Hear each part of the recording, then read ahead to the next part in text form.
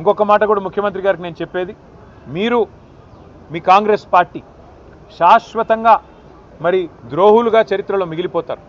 తెలంగాణ అస్తిత్వాన్ని దెబ్బతీసిన ద్రోహులుగా, తెలంగాణ తల్లిని రూపుమాపి కాంగ్రెస్ తల్లిని ప్రతిష్ఠించిన ద్రోహులుగా, తెలంగాణ సంస్కృతిని తెలంగాణ అస్తిత్వానికి చిహ్నమైన కాకతీయ కళాతోరణాన్ని, చార్మినార్ని, తెలంగాణ ఆడపడుచులకు అత్యంత ప్రీతిపాత్రమైన బతుకమ్మని, వీటిని దెబ్బతీసిన ద్రోహులుగా నీ ప్రభుత్వం నీ పార్టీ నిలబడిపోతుంది.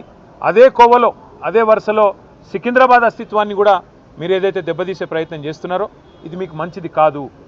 ఒకటి మాత్రం పక్కా, ఇవాళ మీరు ఈ ర్యాలీని ఏదో భగ్నం చేసి మా వాళ్ళని కొంతమందిని అరెస్ట్ చేసి మీరేదో సాధించినాము అని చెప్పి మీరు పైశాచికానందం పొందొచ్చు, కానీ ఇది తాత్కాలికం మాత్రమే. తప్పకుండా శ్రీనివాస్ యాదవ్ గారు చెప్పినట్టు కోర్టుకి పోతాం. ప్రజాక్షేత్రంలో ప్రజల తరపున న్యాయబద్ధంగా నిరసన చెప్పే హక్కు మనకు రాజ్యాంగం ప్రసాదించిన హక్కు, డాక్టర్ బాబాసాహెబ్ అంబేద్కర్ మనకిచ్చిన హక్కు.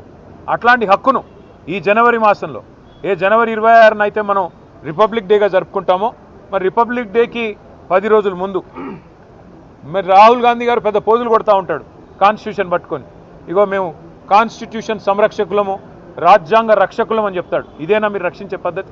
ఒక శాంతి ర్యాలీని భగ్నం చేసి ప్రజలకు నిరసన చెప్పే హక్కు లేకుండా చేసి ఎక్కడి వాళ్ళని అక్కడ అరెస్టు చేసి ఇదా మీరు చేసే రాజ్యాంగ రక్షణ నేను అడుగుతా ఉన్నా.